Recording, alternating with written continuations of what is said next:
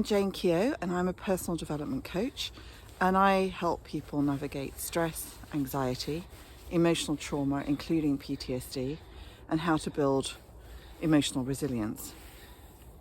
I teach people how to retrain their minds to a new way of thinking using some simple tools and techniques that are very effective.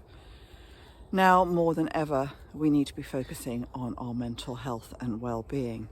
Self-care is our number one priority, especially in light of recent circumstances and the number of restrictions that have been imposed upon us.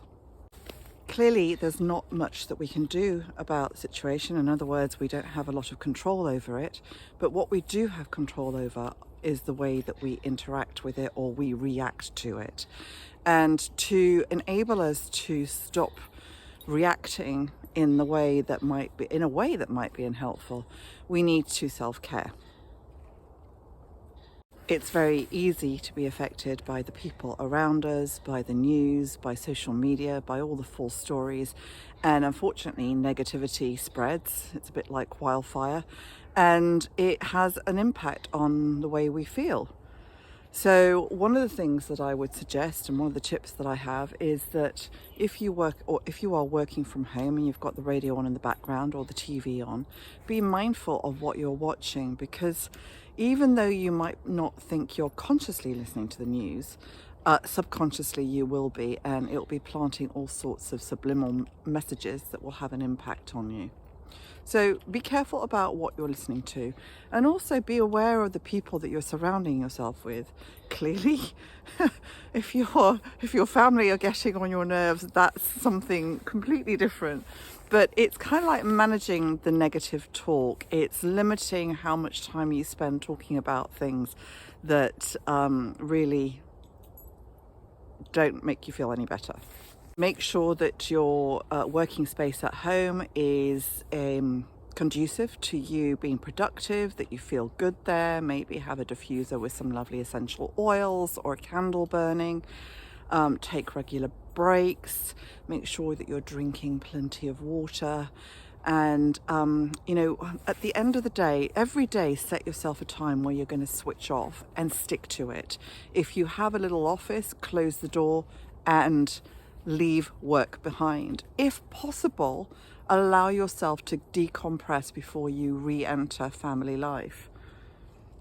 Go for a walk after work, maybe some yoga, learn to meditate, have a bath with Epsom salts, which have got magnesium in them, and they help you relax, and you can add some lavender oil drops to it as well.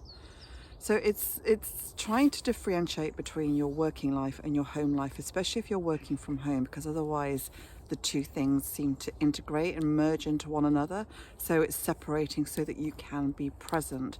Because when we're not present, the people in our life feel that we're detached and that we're not engaging, and that does happen.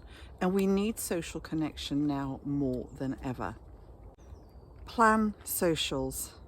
I know that Zoom socials or FaceTime or WhatsApp videos are not the same, but it's really important to have social interaction.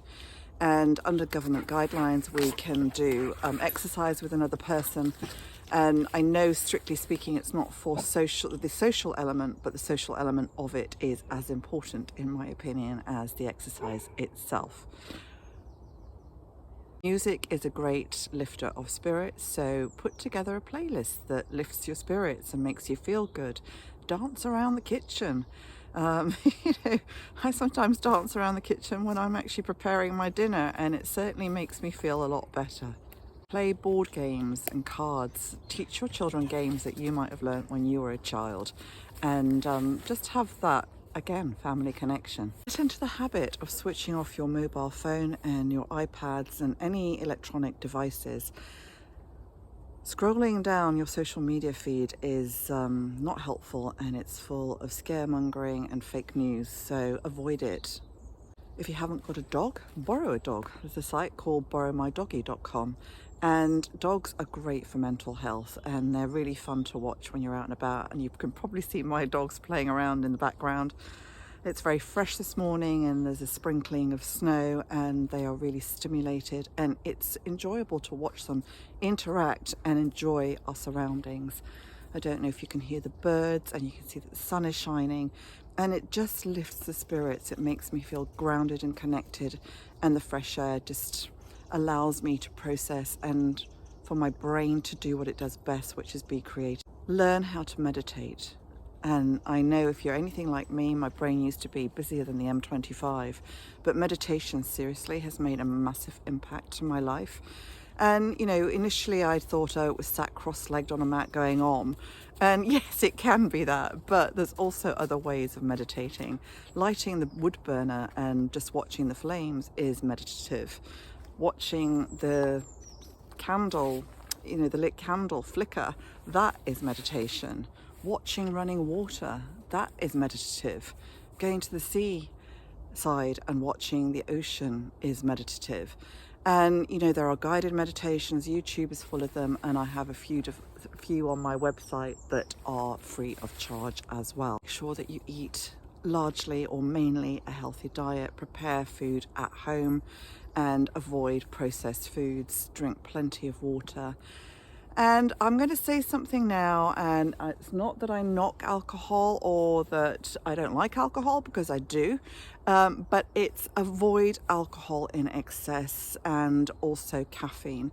Alcohol, we perceive it as being something that helps us relax, but the reality of the matter is often it exacerbates the feelings that we might be avoiding, and emotions come to the top, and then because we're numbed through the alcohol, we're not able to process effectively. So just be mindful. It's not possible to be positive 100% of the time, and I believe that there's a lot of pressure out there for us to be positive. Let's be positive, let's just pull ourselves together, everything is going to be fine. And I do believe that optimism and hope are really important factors, especially when we don't see the end in sight, because they keep us going. However, I would suggest that you develop a healthy mindset. And what a healthy mindset consists of is really becoming aware of what's going on inside, being aware of your thoughts, being aware of how you're feeling.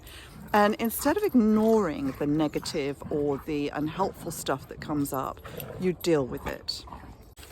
Meditation and journaling are great tools for improving awareness. And the thing is like I've said before, if you do have negative feelings and thoughts, just acknowledge them, sit with them, allow yourself to accept that you're having a bit of a wobble. And, it doesn't mean to say you have to sit with it all day, definitely not. But if you don't acknowledge them and allow for them, they will continue to pop up. So it's okay not to be okay from time to time, but it's through the acknowledging of the negative feelings and emotions that you work them through, and then they stop popping up as much. The healthy mindset is also about having a growth mindset. So it's actually seeing the situation with perspective. It's actually understanding that, okay, this is happening. Can I do anything about this? Or what can I learn from this? Remember, we are human beings and we all have dark, deep and intense thoughts from time to time. Manage your expectations. Often a lot of the way we feel is down to an expectation that we've had that hasn't been met. So let go of those expectations that are unrealistic. We are very restricted at the moment, so it's making sure that we can do what we can do within the perimeters of the rules so that we don't get into trouble, and then it causes more stress in our life. So be mindful of that. It's all about being mindful, actually, but we tend to get caught up in our emotional reaction.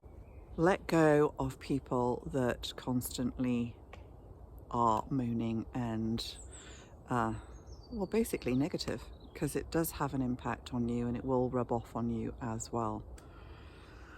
If your mind is busier than the M25, Mine used to be the same. I've already mentioned it, which is why I learned how to meditate.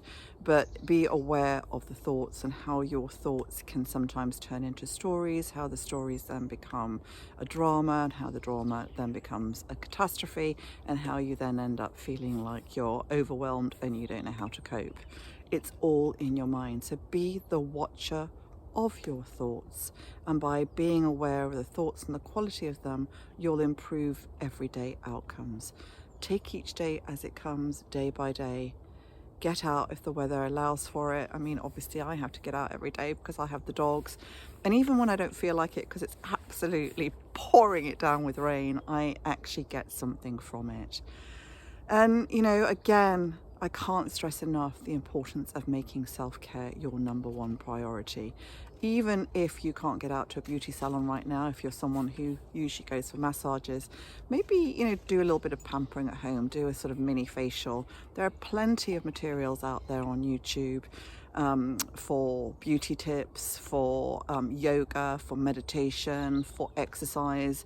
Joe Wicks does a morning HIIT class. So, you know, there's no excuse really. It's you making the choice that you want to live more fully within the capacity and the realms of the restrictions that we are currently living through. Hopefully in the near future we will be out of this, but in the meantime, stay safe, stay well, and stay as sane as you can. But remember that you are in control of you and your reactions, and so really it's not down to anybody else, it's you taking responsibility for you. I wanted to finish this video with a very serious but important note. Please don't feel that you're alone. If you're feeling overwhelmed and you're not quite sure how to manage your stress and anxiety, please do reach out. There are lots of resources out there and services that can help you.